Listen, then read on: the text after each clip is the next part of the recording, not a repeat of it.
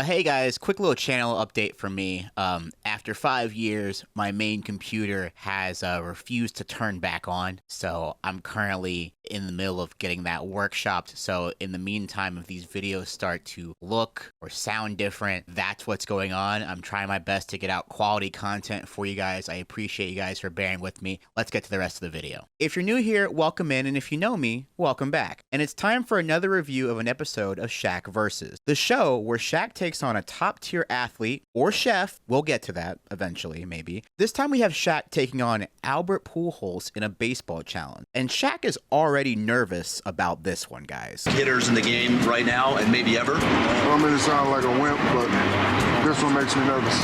Albert Pujols at the top of his game.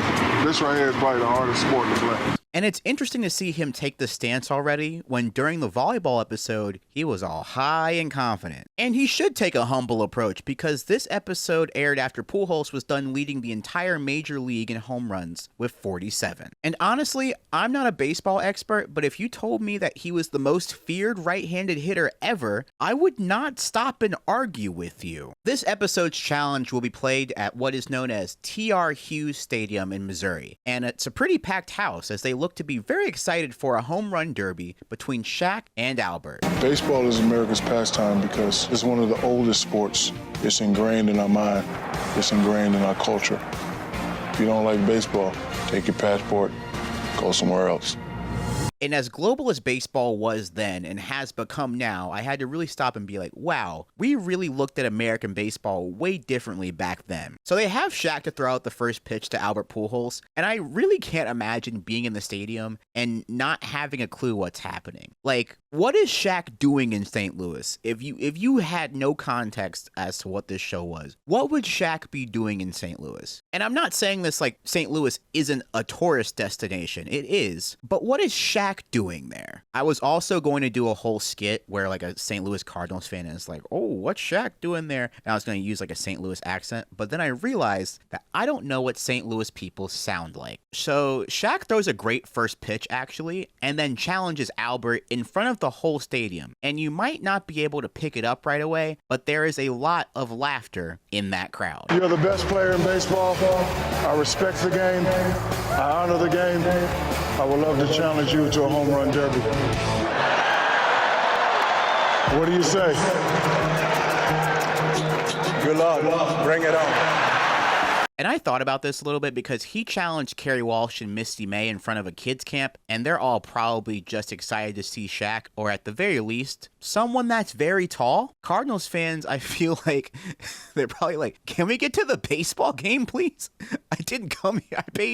I paid good money to watch a baseball game. Can we get to that? Speaking of this, Shaq says he hasn't been to a Major League Baseball game before. The opportunity to do something I've never had the opportunity to do. Sit down in a baseball stadium and watch a game. Way to go, Albert. So Shaq sits next to Albert's wife, who teaches him a little bit about the game, which kind of confirms my suspicions. I don't think Shaq has played baseball before. Now, one of the main things that gets hammered home in this episode is that hitting a baseball is pretty darn hard. All right. Pujols. Now, you and I have been around sports our entire life. One thing that's difficult to do is hit a baseball. It takes a ton of repetition. Hitting a baseball is the hardest thing to do in all the sports, and Shaq is trying to master it in a week. So Shaq went on to go to the batting cages to try to get some lessons from former 14-year pro and former teammate of Albert Pujols, John Mabry. Now, John Mabry's career high in home runs for the season is 13. So he's not the hitter, he's not the power hitter that Albert is. But this is a show and a sport to where anything that John Mabry says is going to be a nugget of wisdom. And Mabry gives Shaq a lot of great advice. There's a pole right to the middle of you. You don't want to go forward on that pole. You want to go down on that pole like a piston. So if I'm hitting, my back knee should almost drive down towards the ground. So how and hit against the inside of my knee. Front, like you're dancing, you know, like, like you're you know dancing, what I mean? right. Midway through the session, Albert shows up, and he also gives some more power hitting tips. There's also this one weird edit where Shaq starts off with a wooden bat in a shot, and then it switches to a metal bat swing, but that's just like the content creator editor in me that noticed that, and I was like, oh, what? He's so competitive that he would make it happen. Anyway, Shaq understands in this challenge that he's way out of his depth and asks for his first modification to this challenge. That's right, first. Look, let's keep it real now. There ain't no way I can hit it 400. What's going to be my handicap? You name it. Albert decides to be lenient and gives him the Little League ballpark dimensions because Shaq asked what the college dimensions are for a baseball stadium, and Albert looks at him like straight face. He's like, dude, it's basically the same thing. It's not going to help you whatsoever. He's like, what? No. And the thing is that no one in this episode is questioning Shaq's raw power. We've seen Shaq break entire NBA goals. It's a matter of him doing it consistently. It's a home run derby. It's not like a regular game of baseball. You have to continuously make great contact over and over and over again. Just like Shaq can hit a free throw, but he would have to do it over and over again if this was a free throw shooting competition. We skip to a little press conference in St. Louis where Shaq is here to talk his smack. Now, an interesting thing is that this is happening during the baseball season, right? Like, Shaq went to a game and threw out the first pitch. This is happening during baseball season. So I just found that pretty interesting because when he faced off against Kerry Walsh and Misty May, they hadn't competed together in like a year or so. Another point I want to make is that Albert Pujols is a little bit too humble for this show. I want to thank Shaq for giving me the opportunity. I'm really grateful and honored. I'm going to try to do my best not to treat him too bad. Obviously, he needs to work a little bit more, but I think he's going to be ready to go. Shaq is not too humble for this show, as evidenced by the reason that he got the show in the first place. Shaq? When I was little, I was known as Shaqy Robinson. So that's the name I'm going with tomorrow. Hope that doesn't scare you, Albert. Shaqy Robinson. I also got it confirmed that Shaq hasn't played baseball since it was T-ball. Shaq, I'm just curious, what type of baseball experience do you have? Well, I was a T-ball all-star. No, I played a little first base in high school. However, I'll ask for a little handicap.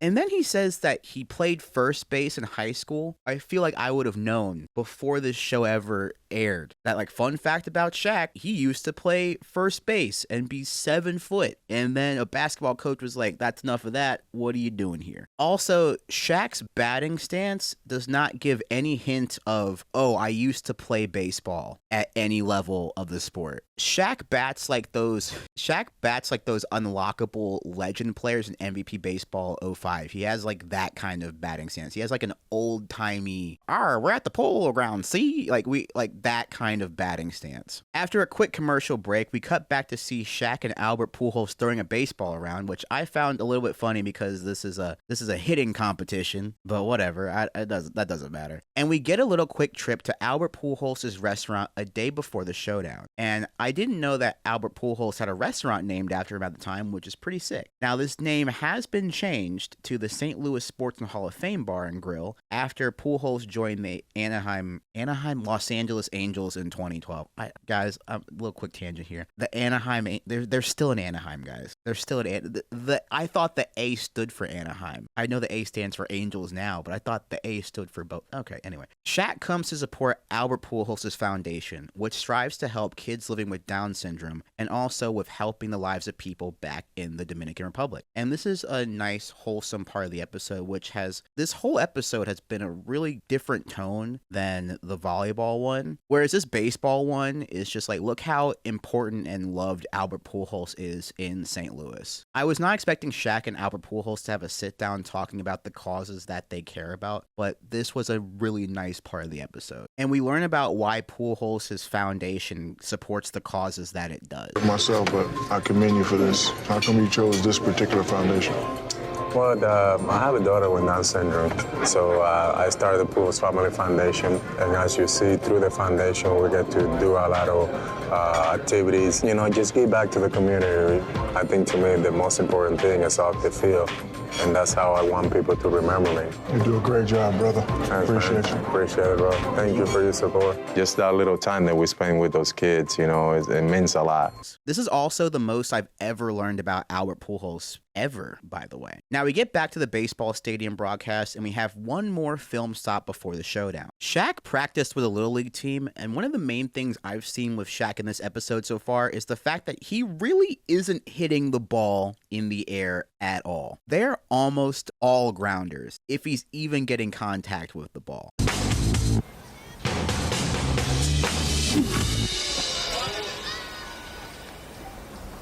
I suck, don't I? Yeah. All right, thanks. So once again, John Mabry makes some adjustments, and pretty soon they're able to find something that works for Shaq. Oh, yeah. Oh, yeah.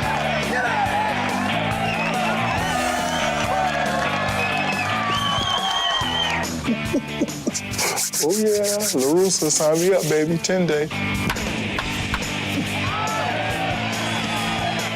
I think the funniest part of these Shaq versus episodes so far is that everyone is giving traditional advice to an athlete that the rules just don't apply to. There is no bat in the world that is made with a 7-footer in mind. Not to mention, the strike zone probably isn't ideal for Shaq either, but nevertheless, Mabry is doing a great job of coaching him. Anyway, Shaq buys ice cream for all the kids, and then we get back to the challenge where Carissa Thompson interviews Albert. And now we're here. We have the introductions. Obviously, Pujols gets the louder of the cheers, and now it's finally home run derby time. With the most home runs wins out of 2 rounds. In both rounds, Shaq gets 10 outs per round, and Pujols gets 5. So not only is Shaq getting double the outs, he also gets to hit on Little League dimensions. When I saw that, I was thinking, okay, this actually might be close. Former All-Star Ryan Ludwig is also a coach of Shaq, and he shows up at this part of the episode for the first time. Shaq's first swing goes foul, but the next one gets launched. And the broadcast doesn't mention it, but it looks like this one almost clears the major league fence also. I don't think it does, but it gets really close, and the broadcast does not mention this. At this point in the episode, I was thinking, oh, Shaq might win this if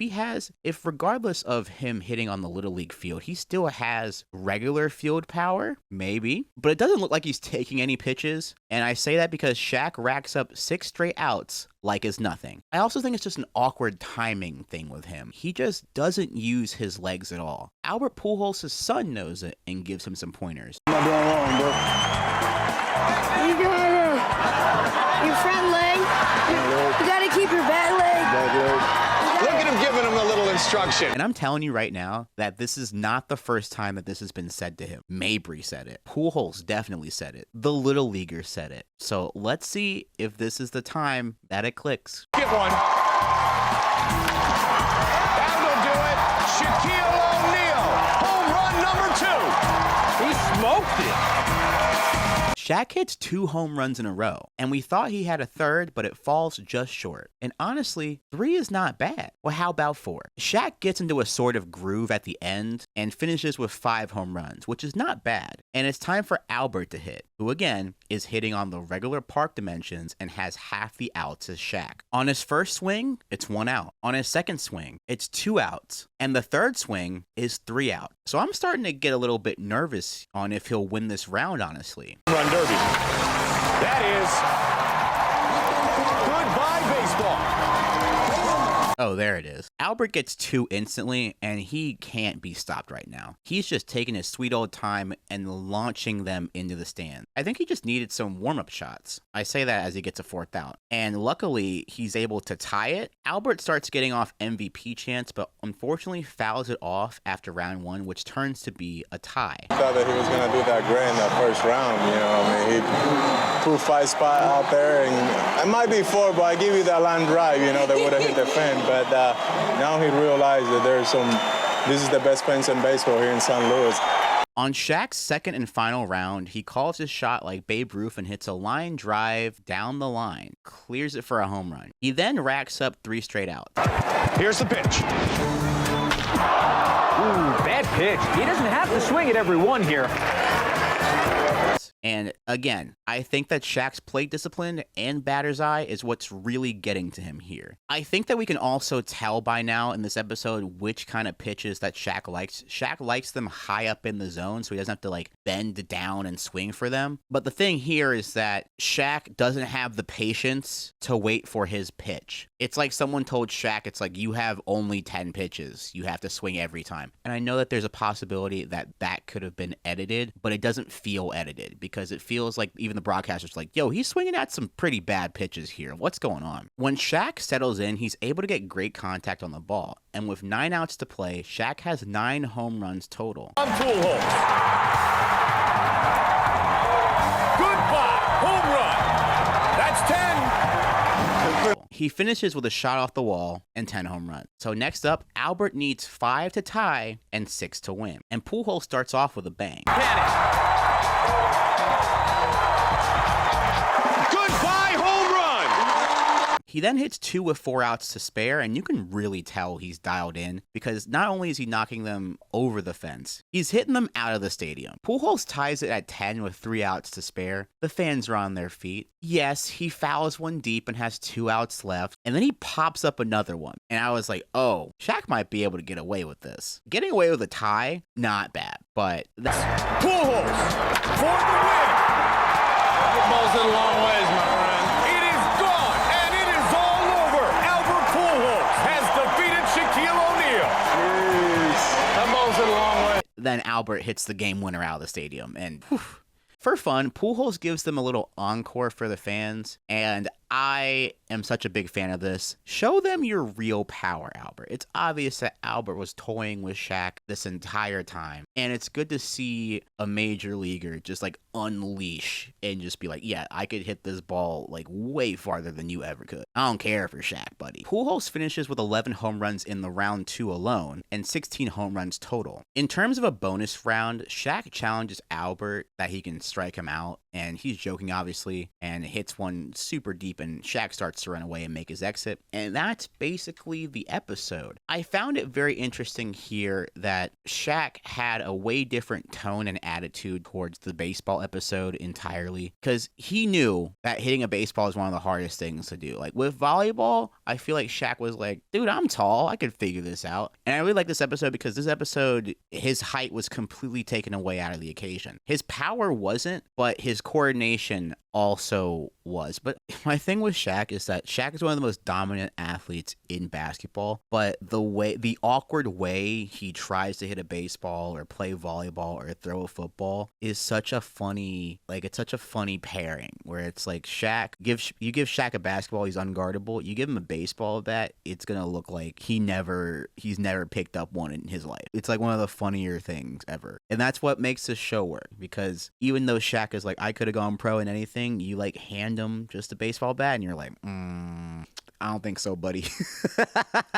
Shaq Versus has been an absolute joy to go through and review, and their episodes have been some of my favorite nostalgia dives ever. It's been so much fun recapping weird 2000 sports TV shows and going through them with you. However, my interests go beyond just that. I myself am also a fan of watching so many unique videos about every aspect of sports. One that I want to tell you about is a new project from one of my favorite sports creators, Mapify, called Beyond the Bleachers. It's a series that breaks down the correlation between the geography and impact of stadium locations, with episode 1 comparing European football stadiums to American football stadiums. I found it very riveting because it really answered a lot of questions I had about stadium location choice, and how it subliminally affects us as fans, whether we live near a certain park or are just visiting one.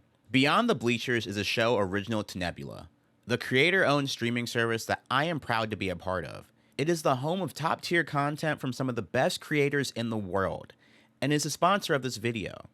The best way to support me is by signing up for Nebula with my link. You can pay with a month-to-month subscription or a one-time lifetime fee. And with my specific link, you can get $200 off of that lifetime cost. A nice portion of that money will go directly to me as long as you are subscribed, which helps me up the quality and quantity of content that you'll get from me. Support me and the many other awesome creators today by signing up for Nebula today. Thanks for watching, y'all.